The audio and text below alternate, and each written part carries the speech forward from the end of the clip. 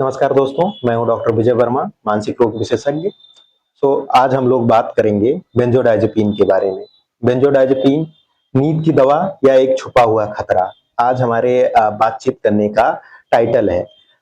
मैंने इसको छुपा हुआ खतरा क्यों रखा है इस टाइटल को, पहले मैं इस चीज़ के बारे में थोड़ा आपको बताता हूँ। क्योंकि आजकल जब मैं ओपीडी में देख रहा हूँ, तो काफ़ी सारे मरीज़ ऐसे आ रहे हैं कि जो बेंजोडाइज़ेपिन को 2 से 3 साल या इवन उससे ज़्यादा ड्यूरेशंस के लिए लगातार यूज़ कर रहे हैं।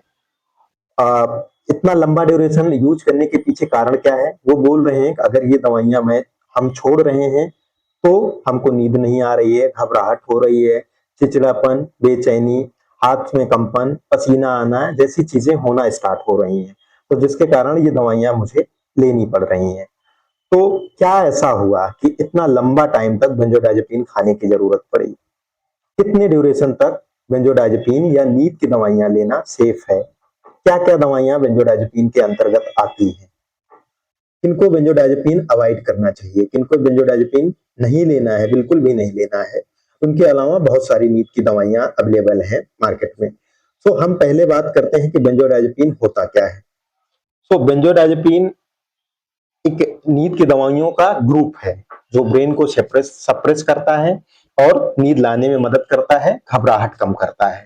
तो बेंजोडाइज़ेपिन के अंतर्गत आने वाली कुछ कॉमन दवाइयों के नाम मैं आपको बताता हूँ, जो काफ़ी सारे लो आप काफ़ी सारे लोगों ने जिनको सुना भी होगा, आप या आपके घर में कोई न कोई कभी न कभी इनको खाया होगा। तो जैसे अल्प्राज़ोलम हो गया, क्लोनाज़ेपाम हो गया, लोराज़ेपाम हो गया, एटिज़ोलाम, फ्लोडाइज़ेपॉक्साइड या डायज़ेपाम। या और भी हैं, ये सारी दवाइयाँ बेंजोडाइज़ेपिन ग्रुप के अंतर्गत आती हैं। तो सबसे पहले आपको ये जानना है कि बेंजोडाइज़ेपिन कितने ड्यूरेशन तक लेना सेफ है। हम बात करते हैं कि जो सबसे सेफेस्ट ड्यूरेशन है बेंजोडाइज़ेपिन का, जो लेने के बाद में कम चांस रहता है कि उस पे आपका जो है डिपेंडेंस हो उस दवाई पे, 2 से 4 वीक तक अगर आप या आपके घर में कोई बेंजोडाइज़ेपिन ले रहा है, तो उस दौरान कम चांस है कि इस ड्यूरेशन में आपको डिपेंडेंस हो। बट अगर कोई बेंजोडाइज़ेपिन 4 वीक से ज़्यादा ले रहा है, तो धीरे-धीरे बेंजोडाइज़ेपिन के आप डिपेंडेंस मतलब आदत लगना आपको स्टार्ट हो जा रही है। बड़ा सवाल है कि आदत लगने से नुकसान क्या है? बेंजोडाइज़ेपिन रात में हमको नींद नहीं आती, हम इसको खाते हैं, सो जाते हैं, तो हमको नुकसान क्या है?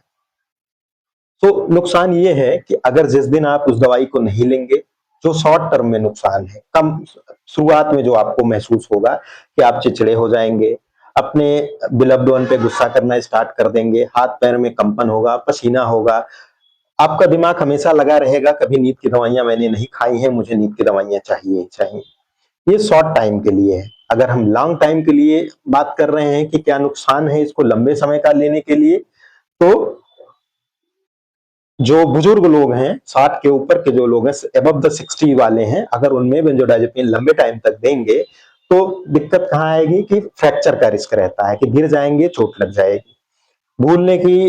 भूलना स्टार्ट हो जाएगा, काफ़ी चीज़ें वो भूलने लगेंगे। दिन के टाइम भी सुस्त रह सकते हैं। चिड़चिड़ापन, सुस्ती, भूलने की दिक्कत, गिर जाएँगे तो फ्रैक्चर हो जाएगा या मोस्ट कॉमन है कि पैर में काफ़ी सारे लोगों को जो बेंजोडाइज़ेपिन ले रहे हैं, क्योंकि सुस्त रह रहे हैं, तो फ्रैक्चर होने का खतरा बना रहता है। तो क्या करना है कि बेंजोडाइज़ेपिन जो आप या आपके घर में कोई ले रहा है, तो इसकी आदत ना लगे। सबसे ज़रूरी चीज़ है कि आपको चाहे आपका स्पेशलिस्ट डॉक्टर प्रिस्क्राइब कर रहे हैं बेंजोडाइज़ेपिन, जनरल प्रैक्टिशनर या फिर आप कहीं और से मेडिकल शॉप से बेंजोडाइज़ेपिन ले रहे हैं, तो आपको करना क्या है कि 2 से 4 वीक से ज़्यादा कोशिश करिए कि इस दवाई को मत लीजिए। अगर आपको 2 से 4 वीक से ज़्यादा इस दवाई को लेने की ज़रूरत पड़ रही है, तो एक बार अपने डॉक्टर से ज़रूर मिल लीजिए कि हाँ, मैं इस दवाई को कंटिन्यू आगे करना है, इससे करना ठीक है या नहीं ठीक है। तो अगर आपके डॉक्टर इसको कंटिन्यू करना चाह रहे हैं, तो एक कंट्रोल तरीके से थोड़े और ड्यूरेशन के लिए दे सकते हैं। बट अल्टीमेटली धीरे-धीरे करके इनको बंद करना है। लंबे ड्यूरेशन के लिए नींद की दवाइयाँ देना नुकसानदेह है। कैसे आप आइडेंटिफाई कर पाएंगे कि ये जो बेंजोडाइज़ेपिन है, मेरी दवाइयों में बेंजोडाइज़ेपिन या नींद की दवाइयाँ है या नहीं? जैसे कुछ दवाइयाँ होती हैं जिनके साथ में कंबाइंड बेंजोडाइज़ेपिन होता है।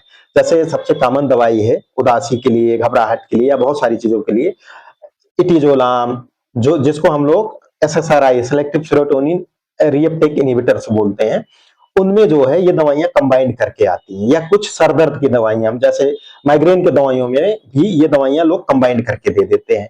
तो लोग सालों साल ये दवाइयाँ खाते रहते हैं। मरीज अनजान रहता है कि इसमें नींद की दवाई भी है, पर खाने से घबराहट कम हो जाती है, तो सेम दवाई है वो सालों साल खाते रहते हैं। जैसे दवाइयाँ छूटती हैं, फिर घबराहट पीक पे आ जाता है, क्योंकि अब उस दवाई की आदत लग चुकी है। तो आपको दवाई का केमिकल देख लेना है कि एक सिंगल दवाई है या इसके साथ में कोई बेंजोडाइज़ेपिन जो मैंने बताए हैं 4-5 दवाइयाँ, वो उसमें से कोई दवाई आपके इस जो दवाई खा रहे हैं उसके साथ जुड़ी तो नहीं है। अगर जुड़ी है तो आप एक बार अपने डॉक्टर से पूछ लीजिए कि डॉक्टर साहब दोनों दवाइयाँ अलग-अलग लिख दीजिए। दोनों को कंबाइंड मत लिखिए, ताकि इन दवाइयों की आपको आदत ना लगे। दूसरा, अपने मन से इन दवाइयों को नहीं खाना है। बेंजोडाइज़ेपिन बहुत अच्छी दवाई है घबराहट के लिए, नींद के लिए, पर किसको देना है, कितने ड्यूरेशन के लिए देना है, कब इसको हटाना है, ये बहुत ज़रूरी है। तो पहली बार अगर आप अपने डॉक्टर के पास विज़िट के लिए गए हैं, तो कोशिश करिए कि महीने भर के अंदर एक बार दूसरी विज़िट के लिए चले जाइए और ये सवाल पूछ लीजिए कि डॉक्टर साहब नींद की दवाइयाँ कितने और टाइम के लिए चलेगी मेरी, ताकि एट लीस्ट कभी-कभी बिज़ी ओपीडीज़ में डॉक्टर भी उस चीज़ पे ध्यान नहीं दे पाते हैं, तो आप कोशिश करिए कि एक बार उनको रिमाइंडर करवा दीजिए।